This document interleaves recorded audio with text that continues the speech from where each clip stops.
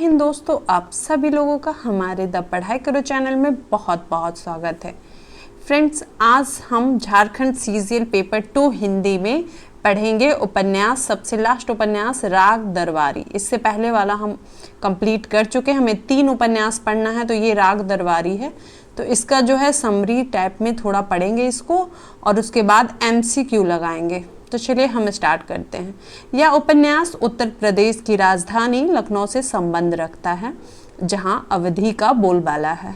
इसलिए इस उपन्यास में अवधी भाषा के छोटे छोटे शब्द भी देखने को मिलता रहेगा, जो पात्र के वार्ता काल में उभर कर सामने आए। पूरी रचना में हर एक अनुच्छेद में शासन व्यवस्था की कमियों को उजागर कटाक्ष के साथ किया गया है। यही कारण है कि इस उपन्यास के अध्येता एवं पाठक की रुचि कभी कम नहीं पड़ती। कहानी रोचकता से भरपूर है, पर जो इसका अंत हुआ है उसमें कुछ बातें उटपटांग सी लगती है। पर मेरा मानना है कि उपन्यास इसके माध्यम से भी कटाक्ष या व्यंग ही कस रहे हैं। अब हम देखते हैं आगे का क्या लिखा है। प्रिंसिपल से यह बात बड़े आश्चर्य से सुनी, फिर उदास होकर बोले, बाबू रंगनाथ, तुम्हारे विचार बहुत ऊंचे हैं, पर कुल मिलाकर उससे यही साबित होता है कि तुम गधे हो।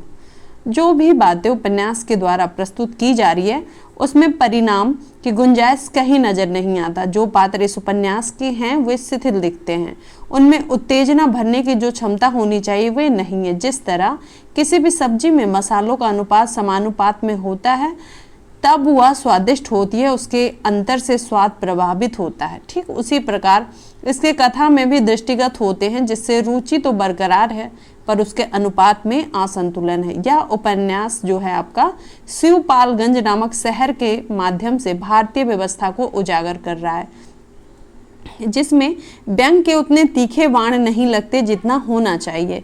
इसका नायक रंगनाथ इतिहास में अनुसंधान कर रहा है। वे समाज की पूर्व स्थिति को उजागर कर बेहतर समाज बनाने के लिए प्रेरणा स्रोत निर्माण की बात करते हैं। पर उपन्यासकार की दृष्टि में आज का अनुसंधान करना घास खोदने के अलावा कुछ नहीं है। यह कथन का मिश्रण नायक के साथ है। यह और आगे ड्राइवर से प्राप्त लगता है, पर वह बचते हुए कहता है, यह असली खादी थोड़े ही है, यह मिल्की खादी है। ड्राइवर ने रंगनाथ के इज्जत के साथ कहा, अरे साहब, खादी तो खादी, इसमें असली नकली का क्या फर्क। अफसर के चले जाने के बाद ड्राइवर और चपरासी रंगनाथ के पास आए। ड्राइवर ने कहा, जरा 2 रुपए तो निकालना जी। उसने मुंह फेर कर कड़ाई से जवाब दिया, क्या मतलब है, मैं रुपया क्यों दूं। ड्राइवर ने चपरासी का हाथ पकड़कर कहा, आइए श्रीमान जी, मेरे साथ आइए। जाते जाते वह रंगनाथ से कहने लगा, तुम्हारी ही वजह से मेरी चेकिंग हुई है और तुम ही मुसीबत में मुझसे इस तरह की बातें करते हो, तुम्हारी यही तालीम है। ड्राइवर के द्वारा शिक्षा पद्धति पर प्रश्न खड़ा किया जाना बहुत बड़ी बात है। रंगनाथ के द्वारा यह कहा जाना, वर्तमान शिक्षा पद्धति रास्ते में पड़ी हुई कुतिया है जिसे कोई भी लात मार सकता है। उक्त वार्तालाप से स्पष्ट होता है कि भारतीय शिक्षा व्यवस्था पर कोई भी कड़वी प्रतिक्रिया देने के लिए स्वतंत्र है, जो शिक्षा व्यवस्था की कमजोरी को उजागर करता है, जो व्यंग से भरा होता है और वह आज तक नहीं सुधरी है, जिसका कारण स्पष्ट है। उसके पालक पोषक तत्व से लेकर उसके संरक्षक भी दोषी के काबिल हैं। यही व्यवस्था रही जो शिक्षा तहस नहस हो जाएगी। हालात बहुत नाजुक हैं। तब तो वैद्य जी वैदगिरी के अलावे शिक्षा व्यवस्था भी अपनाए हुए हैं। इतना ही नहीं, सनीचर नौकर के माध्यम से पंचायत की सारी सुविधाएं अपने खाते में डालने के माहिर दृष्टिगत होते हैं, जिसमें मुर्गी पालन केंद्र, सहकारिता समिति, सामुदायिक मिलन केंद्र, कस्बे के इंटर कॉलेज, सब पर वैद्य जी का ही हाथ है। भ्रष्टाचार और राष्ट्रीयता इस प्रकार घुल मिल गया है कि उसको अलग करने वाला भी दिखाई नहीं देता है। अब तो वैद्य जी ही कहते हैं कि अब तो लोग मुझे ईमानदार कहेंगे कि भ्रष्टाचार हुआ, पर हमने छिपाया नहीं। इतना ही नहीं, शिवपालगंज में थाना अध्यक्ष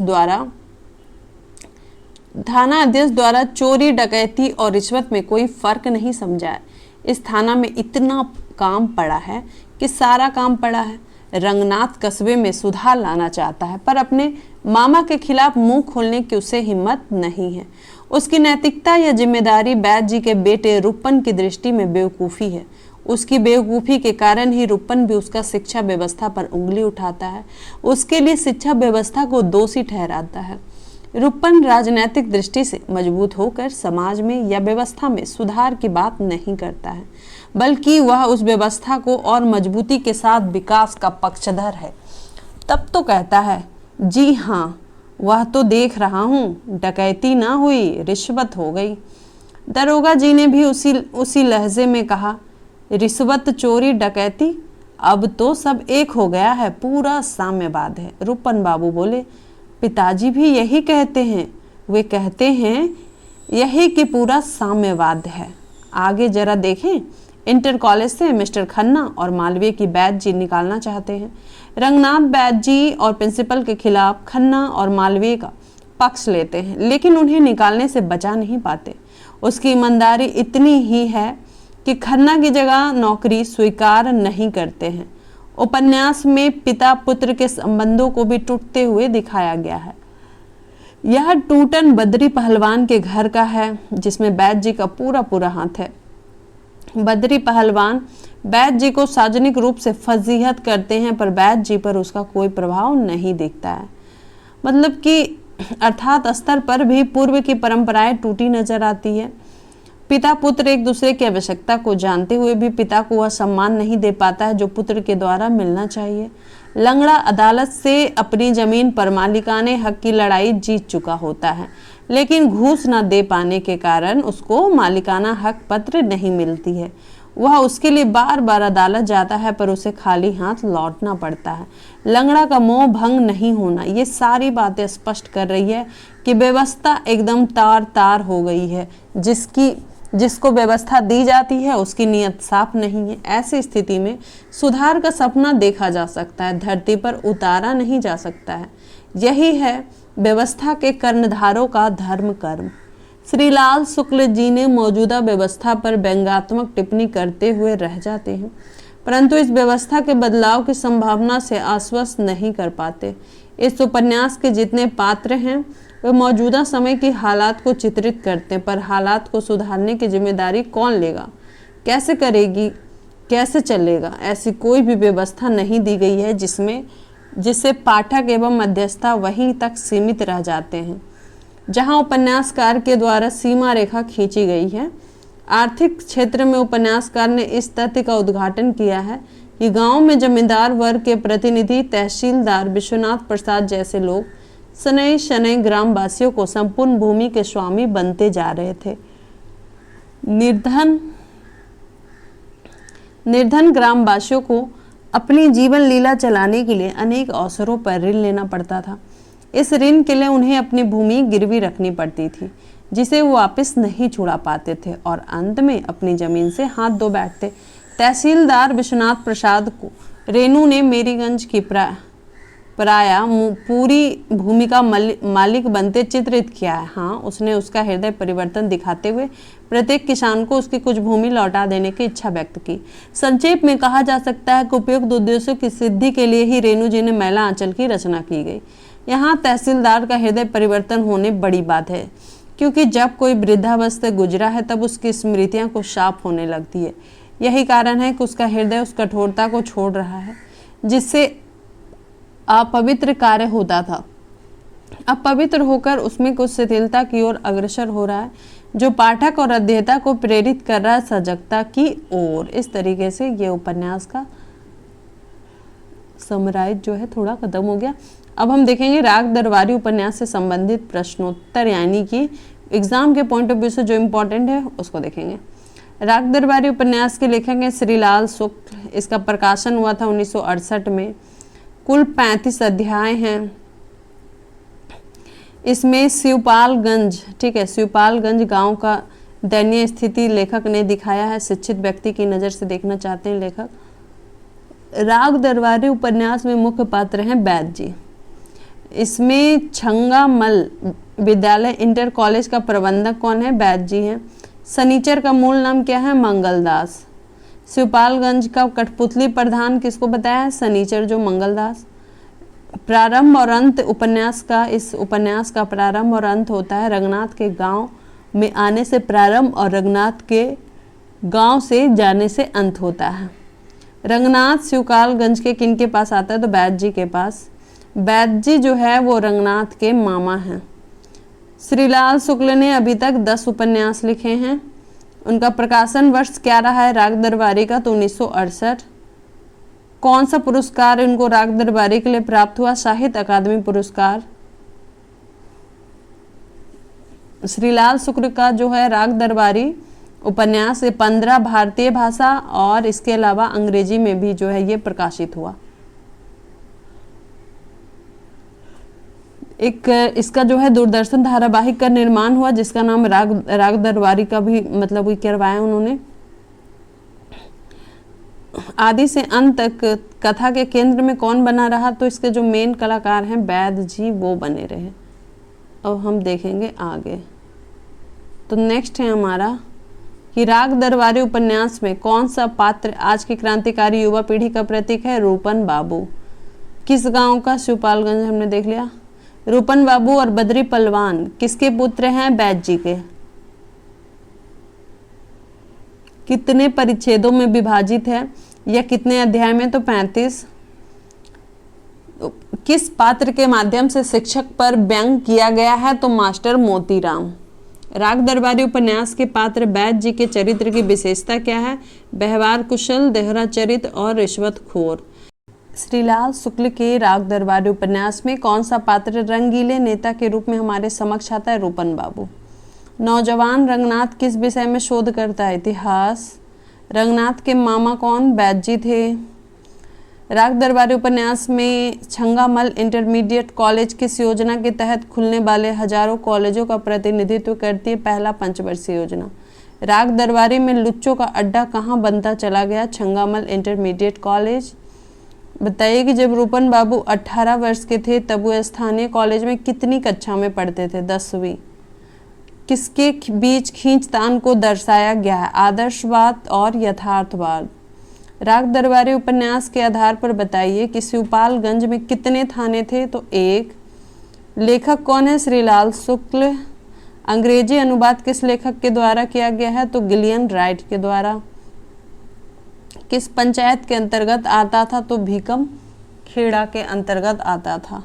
राग दरबारी में शिक्षा संस्थान के रूप में किस कॉलेज को प्रमुख केंद्र के रूप में प्रस्तुत किया गया है? छंगामल इंटर कॉलेज। उदंडता और अनुशासनहीनता के रोग से ग्रसित विद्रोही युवा पजी की रूप में उपन्यासकार ने किसे प्रस्तुत किया है? रूपन बाबू को। लिखा है कि गांव के गुंडों का सरदार बद्री पहलवान के पिता का क्या नाम था? बैद जी। राग दरबारी में किसको भारतीय बुद्धिजीवियों के रोगन प्रतिनिधि के रूप में प्रस्तुत किया गया है? रंगनाथ को। रंगनाथ जी बैद जी का कौन है? भांजा है।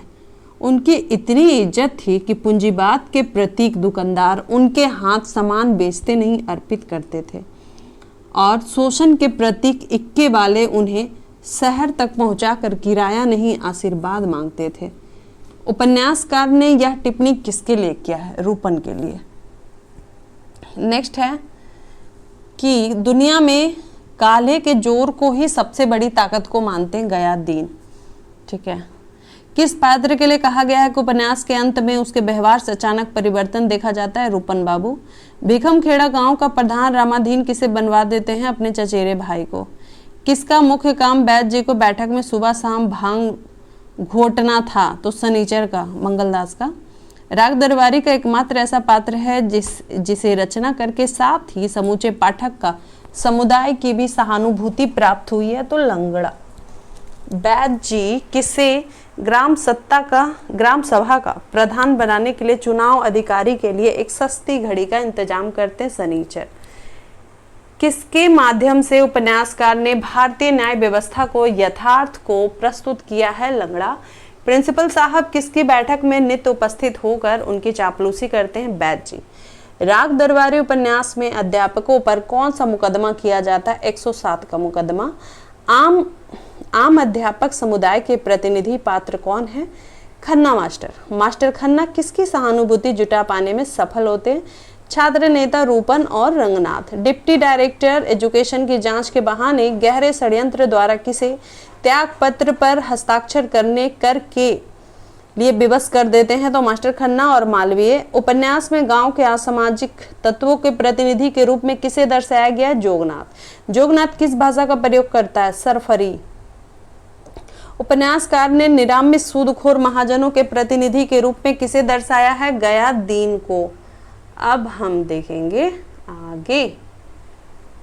कभी ना पढ़ने वाले गवाह के रूप में कौन प्रसिद्ध था? पंडित राधेलाल।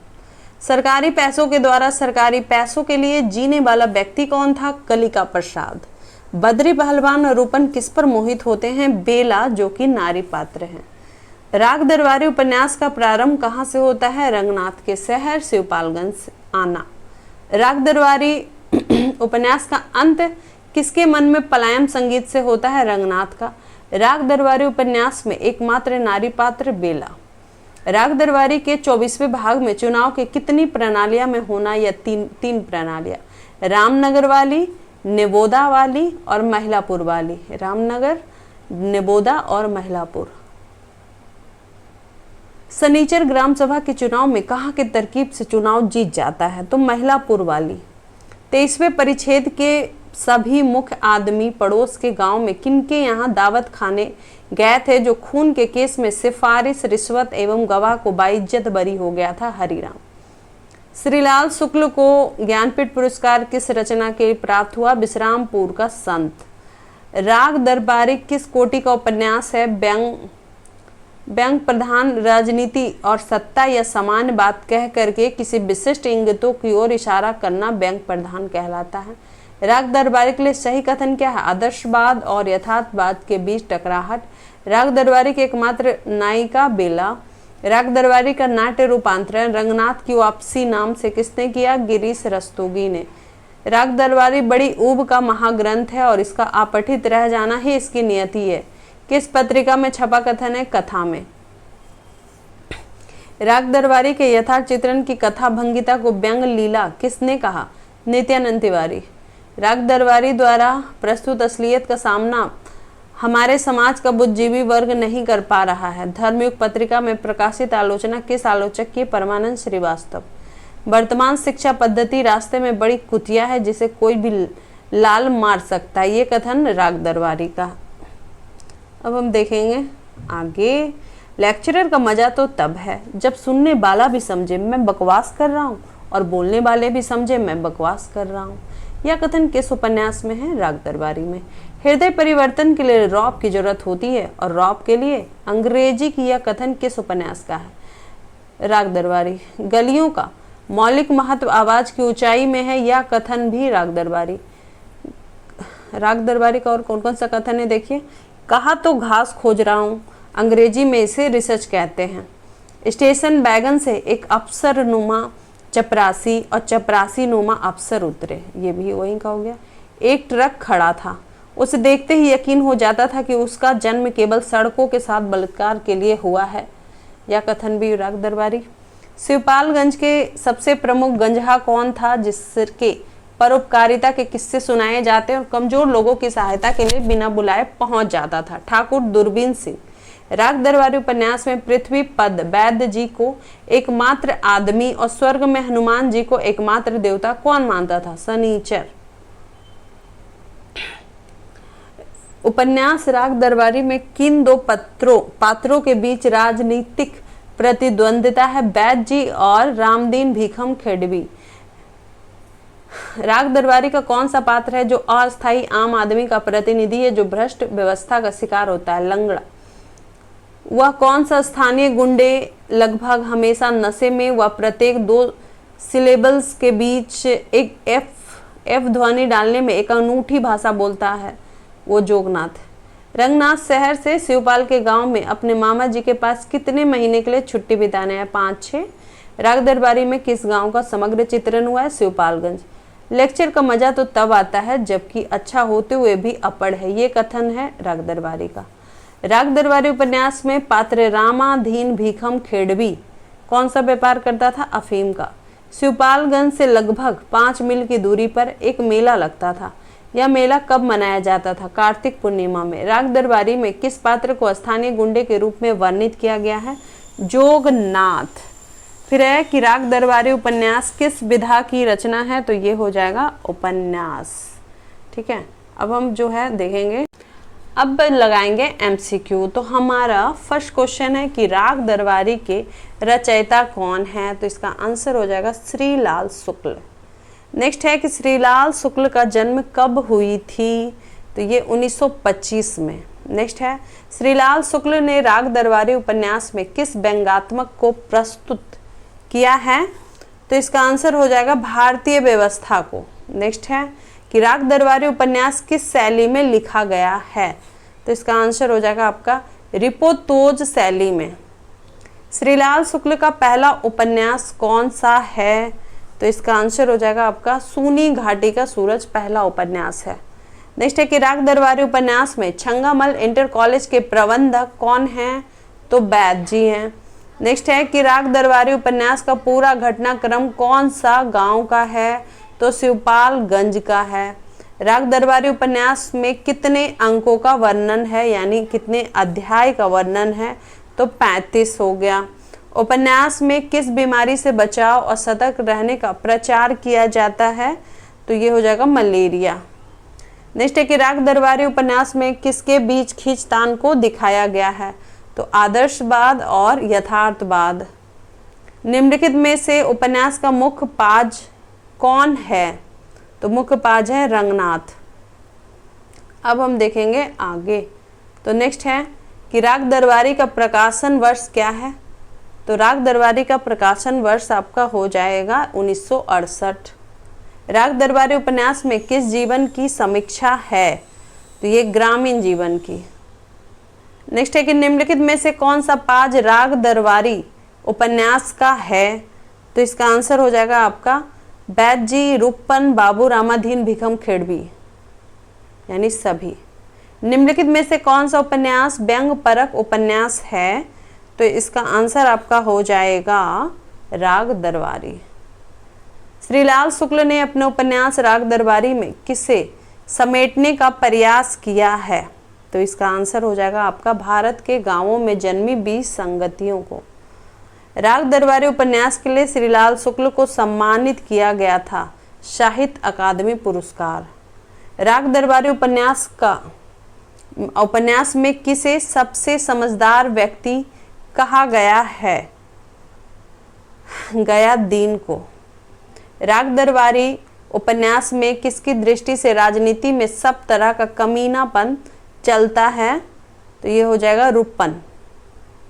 निम्नलिखित में से राग दरबारी उपन्यास का मुख्य केंद्र बिंदु क्या है, तो इसका आंसर आपका हो जाएगा छंगामल इंटरमीडिएट कॉलेज। राग दरबारी में कौन सा पाज अपनी आटा चक्की की गाना सुनाने के लिए प्रसिद्ध है, तो मास्टर मोती राम। अब हम देखेंगे आगे। तो नेक्स्ट है हमारा कहा तो घास खाद रहा हूँ, अंग्रेजी में इसे रिसर्च कहते हैं। घास खोद रहा हूँ अंग्रेजी में इसे रिसर्च कहते हैं। तो राग दरबारी में किसके द्वारा ये बात कहा गया है, तो इसका आंसर आपका हो जाएगा रंगनाथ। नेक्स्ट है कि निम्नलिखित उपन्यास में होनहार बिखान के होत चिकने पात प्रस्तुत पंक्ति किनके लिए प्रयोग किया गया है, तो ये आपका रूपन के लिए। निम्नलिखित उपन्यास में कौन 3 सालों से 10वीं कक्षा में पढ़ता है, तो रूपन। या घर मेरा नहीं कौन सी विधा है, तो ये आपका कहानी है। राग दरबारी उपन्यास के आधार पर शिवपालगंज में कितने थाने थे, तो 1। निम्नलिखित में से कौन सा उपन्यास श्रीलाल शुक्ल का है, सूनी घाटी का सूरज, पहला पड़ा, अज्ञातवास, तो इस हिसाब से हो गया सभी। ठीक है, अब हम देखेंगे आगे।